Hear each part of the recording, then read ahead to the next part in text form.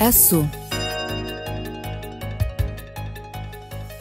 Sveiki, Laisvosios bangos eteryje laida Esu ir aš, žurnalistė Ugnė Siparienė, ir šiandien laidoje mano viešnia žurnalistė, verslininkė, kulinarinių knygų rašytoja, prekės ženklo savo turėtoja, nežinau kaip dar įvardinti, bet jau jūs galbūt atspėjote, nes laidoje šiandien vieši Beata Nicholson.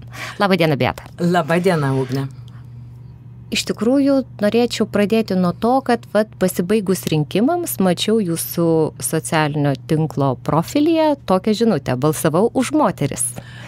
Taip, aš visuomet sakau, kad aš esu moteriškos galybės gerbėja ir tikrai žaviuosi moterų sugebėjimais tikrai įvairiose gyvenimo srityse. Tai manau, mano pačios auditorija yra išskirtinai moteriška ir aš, tarkim, kai važinėju po knygynus ar bibliotekas ar šiaip, kai organizuoju kažkokius tai susitikimus su savo skaitytojais, tai aišku, be abejonės auditorija yra moteriška. Ir mano tinklaraščio skaitytojas taip pat yra moteris, mano Facebooko profilio, tarkim, sekėjos taip pat yra moteris, tai aš daugiausiai bendrauju su moterimis. Ir sakau, nekartą esu minėjusi, kad esu moteriškos galybės gerbėja. Dėl to, kad manau, kad moteris tikrai yra galingos savo tuo moterišku pradu ir jos tikrai gali, šiuo atveju, taip sakydama, nenorėčiau supriešinti lyčių ir pasakyti, kad vyrai yra kažkuo tai prastesni, bet tik tai norėčiau pabrėžti, kad moteris turi aibę talentų ir juos galbūt galėtų stipriau ir daugiau išnaudoti ir nebijoti tos savo jėgos. Nes man atrodo, kad didžiausia problema, su kuria susiduria moteris, tai yra, tokia aplinkinių visuomenės per amžius, per kartas nusistovėjusi tokia nuomonė, net nežinau, tokia kažkokia tai idėja, kad moteris yra kažkodėl tai jį prastesnėje situacijoje, ar jie mažiau gali, ar jie yra kažkuo tai kitokia negu vyrai. Aš manau, kad moteris gali labai daug ir neišnaudoja savo potencialo kartais. Gerai, o tada moteris ir verslas, čia ir iš tikrųjų ir yra tokia sritis, kur vyrų vis tiek yra daugiau, jie pasiekia daugiau ir jūs pati tą verslą pradėjote. Ar tai buvo sunku? Aš iš tiesų, net nežinau, taip, čia yra tokia labai plati tema ir iš tikrųjų aš suprantu, kodėl vyrai pasiekia daugiau versle, todėl kad jie neturi gimdyti ir auginti vaikų. Ir nesvarbu, kokia liberali bebūtų šeima, vis tiek moteris ją rūpinasi kitaip negu vyras ir jinai kitaip dėlioja savo prioritetus. Ir tarkim, jeigu kalbėti apie verslą, vyrai yra kietesni, jie kitaip mato pasaulį. Tarkim, aš matau iš savęs, tarkim, kaip aš, koks yra mano požiūris į verslą ar į kažkokią tai veiklą ir koks yra mano vyro požiūris. Ar skiriasi tie požiūriai? Tikrai taip. Tikrai taip. Ir dėl to, kad man svarbiausia, kad visi jaustųsi gerai. Mano yra čia moto ir mano yra pagrindinis tikslas, kad visi jaustųsi gerai. Man kartais yra sunku įgyvendinti tai todėl aš žinau savo stipriasias ir savo silpnasias pusės ir nesikišu ten, ko nesuprantu, arba kur man yra nepatogumas, arba kur man yra sunku. Gerai, tai kas atlieka tuos nepatogius darbus? Tai visuomet, man atrodo, bet kokioje veikloje ir bet kokiam žmogui svarbiausia išsiaiškinti savo stipriasias ir silpnasias pusės. Tarkim, mano stiprioji pusė yra bendravimas, naujos idėjos ir kalbėjimas, rašymas, komunikacija, tarkim, mano silpnoji pusė ir aš visiškai nesuprantu ir man pradeda skaudėti galvą, tarkim, skaičiai. Ir todėl aš nesistengiu visko daryti pati. Ir nenoriu už viską būti atsakinga ir viską kontroliuoti. Aš pasitikiu kitais ir yra žmonių, kurie geriau gali tai už mane padaryti. Iš tikrųjų esu girdėjusi, kad būtent ir yra toks skirtumas tarp moteriško vadovavimo ir vyriško vadovavimo, kad moteris iš tiesų nemoka išdalinti atsakomybių. Taip, dėl to, kad moteris visuomet ir jos yra pripratusios atlikti daug darbų vienu metu. Tai joms nesukelia didesnio, nes taip yra gamtos ir evoliucijos sudėliota, kad moteris vienu metu jinai turėjo kažkada ir verpti, ir puodą maišyti, ir viena ausim girdėti, kas vyksta su jos vaikais. Taip, kad jinai yra prisitaikiusi prie to ir tai jai nekelia kažkokio ypatingo streso, bent jau man taip atrodo. Ir jis stengiasi tada viską padaryti ir čia, ir ten, ir taip toliau. Ir aš tai darau, tarkim, kartais. Bet vyrai, jie žino, jie gali vienu metu dažniausiai galvoti apie vieną dalyką, o moteris vienu metu gali apie 15 galvoti. Tai galbūt taip ir atsitinka. Bet vėlgi, yra puikių moterų ir valdžioje, ir galų gale ir mūsų prezidentė yra moteris. Ir tikrai moteriai nelengva būti toj vadovaujančioje pozicijoje. Dėl to, kad yra aibė įvairiausių įsišaknijusių stereotipų ir mąstymo klišių ir panašiai. Ir antra vertus, moteris vis tiek yra kitokia.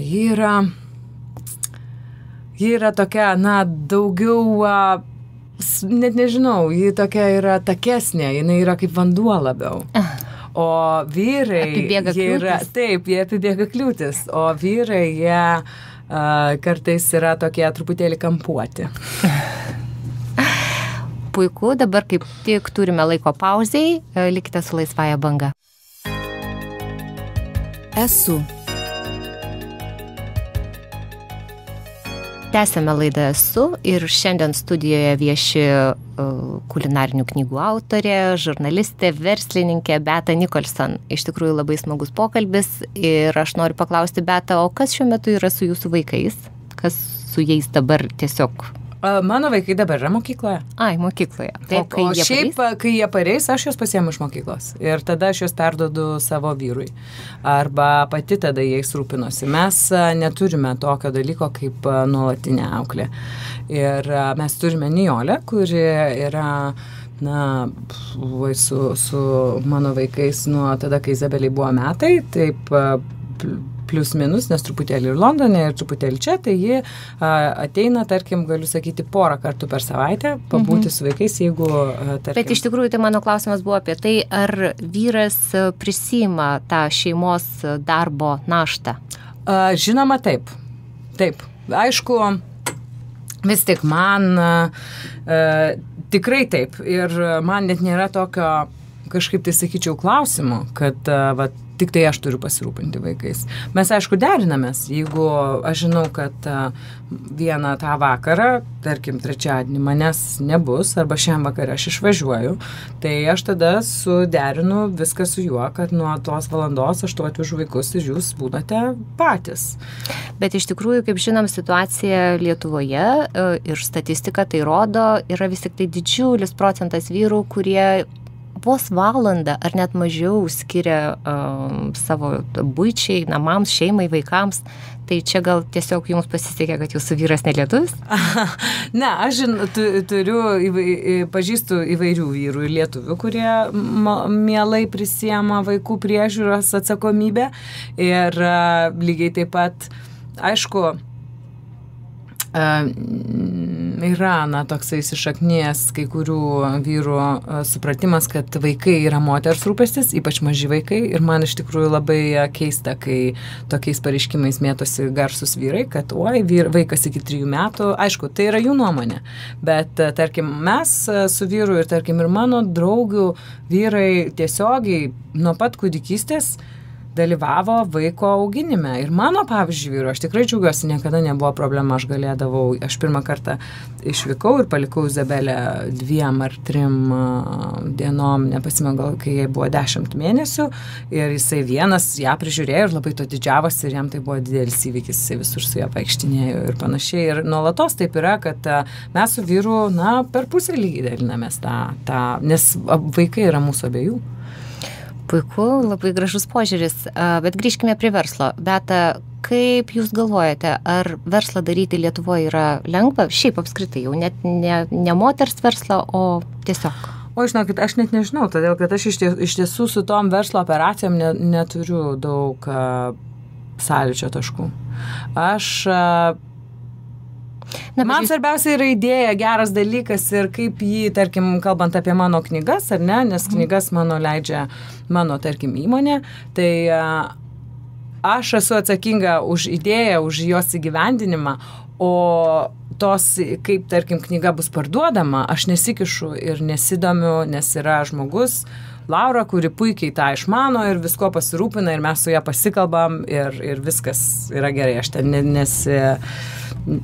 žinau esminius dalykus. Bet šiaip, kalbant apie verslą, aš manau, kad visuomet yra svarbu, ar ne apie verslą, apie darbą, visuomet yra svarbu komanda. Vienas lauke niekada nesi karys. Ir gali turėti aibės gerų idėjų ir būti tikrai talentingas ir jas mokėti, tarkim, sukurti, bet reikia jas mokėti ir realizuoti. Todėl yra svarbu turėti žmonės, kurie ir suprasti vieniems kitus ir mokėti tas idėjas įgyventinti ir atvesti iki galutinio taško. O kaip galėtumėt pasakyti, ar tai, kad jums taip, tikrai sėkmingai klostosi verslo pasaulis ir gyvenimas ir karjera, ar tai yra tiesiog dėkingų atsitiktinumų? Ne. Tai yra visuomet veikia, man atrodo, aibės faktorių, bet kokioje veikloje. Man atrodo, visuomet svarbiausia yra viską daryti gerai ir nuoširdžiai ir tikėti tuo, ką tu darai. Ir rasti tinkamus žmonės ir juos mylėti ir komunikuoti su tais, kuriais tu dirbi ir turėti bendrą viziją ir jos siekti. Ir man atrodo, tas geras jausmas visur yra labai svarbus. O kaip pasiryžti vis tik tai, kad taip vat, kaip jums, sakykime, jūsų tai pomėgis virto verslu, ar ne? Taip galėtume pasakyti. Tai iš tikrųjų mes daug ką mėgstame. Net negalėčiau sakyti, aš niekada taip negalvojau. Aš tiesiog dariau tai, kas man patinka ir viskas išsirutuliojo taip. Bet pasiryžti tikrai reikia ir aš pati daug gyvenime dalykų turėjau pasiryžti padaryti ir, tarkim, apgalvoti, bet yra labai svarbu darbštumas, tu turi tikrai būti pasiruošęs atiduoti maksimumą dėl to, kad be darbo ir įdirbio niekas neatsitinka. Nieko nebūna. Tu turi ir nėra tokio dalyko, kad oi, čia sunku, o čia lengva. Visur yra, viskas priklauso nuo požiūrio, bet svarbu yra ryžtas. Ir jeigu tik tai svajosi ir nieko nedarysi, tai nieko ir neįvyks. Ir man pačiai aš tai žinau. Ir todėl ir daug kartų yra geriau pasiryžti, išbandyti, galbūt ir nepavyks, bet vis tiek pamoką išmoksi. Taip, galėsi sakyti, kad bandėjai. Taip. Ačiū labai, Beata. Vat šitai žodžiais šlovinančiais darbą ir ryžtą mes savo laidą šiandien baigėme. Tai buvo laida Esu, kurią kuria Moterų informacijos centras, įgyvendinamas projektą Lyčių lygybė pelninga investicija. Projektą finansuoja ES socialinis fondas. Laidos Esu klausykite kiekvieną darbo dieną po 10:30 val. Žinių.